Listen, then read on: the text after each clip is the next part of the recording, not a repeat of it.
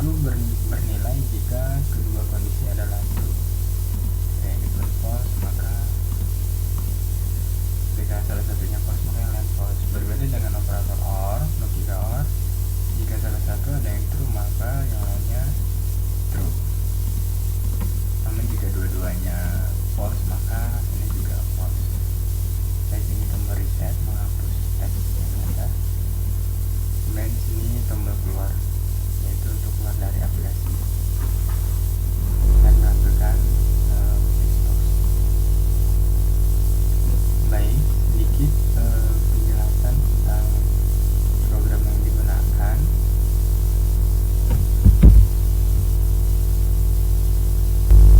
Ya, dalam program mungkin sudah seperti yang dilihat ada textbox 1, textbox 2, combo 1. Nah, itu berasal dari mana?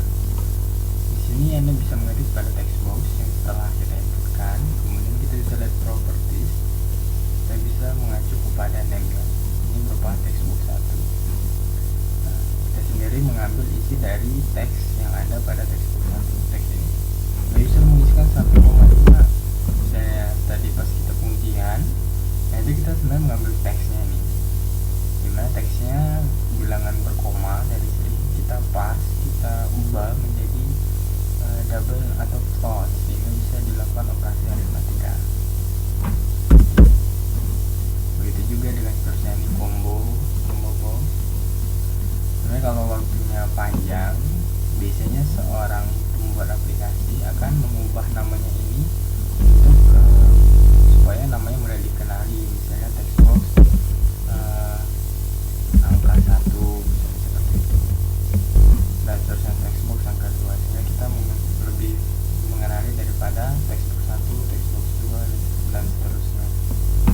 Baik, pada kodenya sendiri beberapa hal yang mungkin akan saya jelaskan. Pertama, pada C++ dan specs berarti ini menunjukkan nama aplikasi ini apa. Di operator misalnya using, sini merupakan penggunaan namespace, penggunaan library atau dan sebagainya. Jadi sistem sudah terinputkan secara otomatis ketika kita membuat sebuah form aplikasi di C++.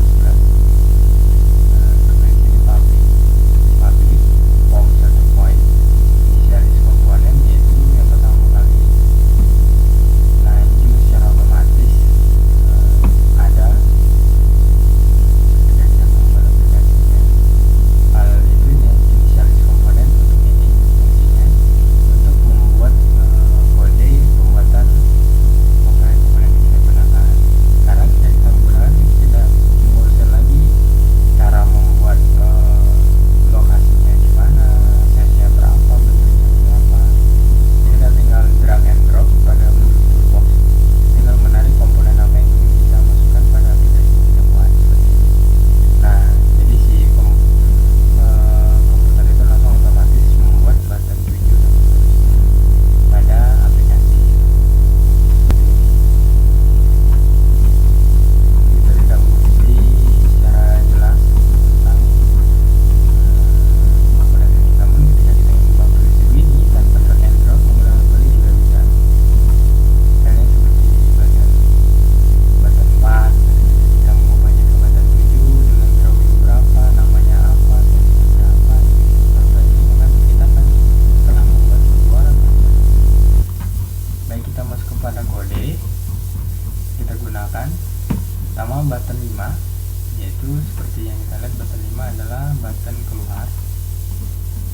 Button 5 ketika ini diklik, eventnya diklik yang menggunakan event klik, button 5 klik, maka dia menampilkan sebuah pesan message box. Setelah pesan message box ini ditampilkan dan user menekan OK, dia akan mengeksekusi program ini, yaitu keluar dari aplikasi. Kemudian ini button 6 yang di sini, kita lihat ini button 6. Jika diklik maka dia akan masuk kepada mengeksekusi program ini. Pertama, masuk kepada deklarasi lokal variabel A, B, dan C. Variabel lokalnya di button ini, sehingga pada button lain ketika kita menginisialisasikan ini tidak terjadi error. Karena ini hanya deklarasi.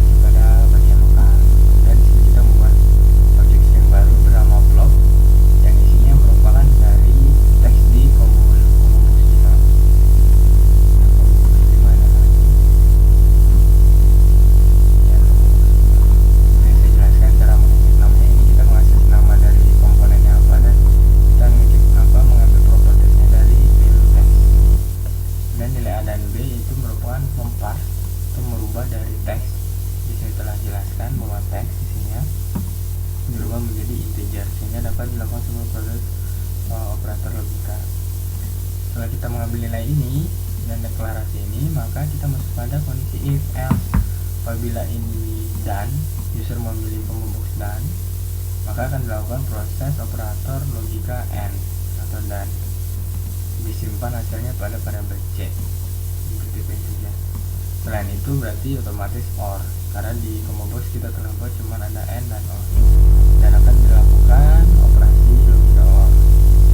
Nah, di sini kita mengcasting dalam artian karena hasilnya integer 1 atau 0.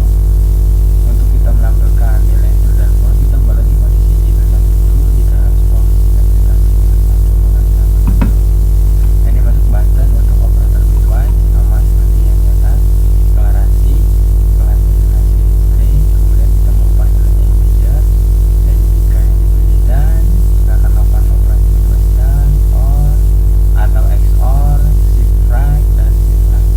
Nah, hasilnya itu karena berupa integer, untuk ditampilkan lagi ke teks kita harus mengkonvertnya menjadi toString menggunakan fungsi toString yang sudah ada. Kemudian dari variabel integer dirubah menjadi string sehingga ditampilkan pada teks box 4 di properties follownya di teks. Jika kita mengambil nilai teks, kita mengubahnya dulu menjadi integer atau float dan sebagainya sesuai dengan kegunaan kita.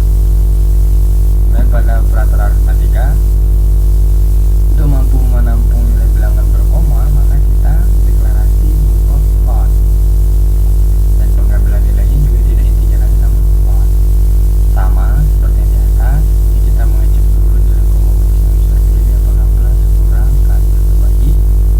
Lalu kita masuk jika yang dipilih plus, kita lakukan operasi aritmatika plus atau tambah, penjumlahan, dan seterusnya.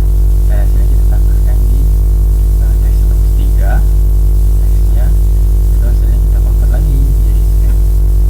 Nah, ini tombol reset ya hanya sederhana saja, tidak diklik, even button 2 klik, kita klik, maka kita memasukkan teks-teksnya yang ada sama seperti ini juga. Nah, pada pembuat sendiri kita tidak membuat banyak apa-apa. Baik, sekian mungkin tutorial pembuatan aplikasi GUI di Visual C++ mengenai IDE Microsoft Visual Studio 2012. Mohon maaf apabila ada salah kata. Terima kasih. Wassalamualaikum warahmatullahi wabarakatuh.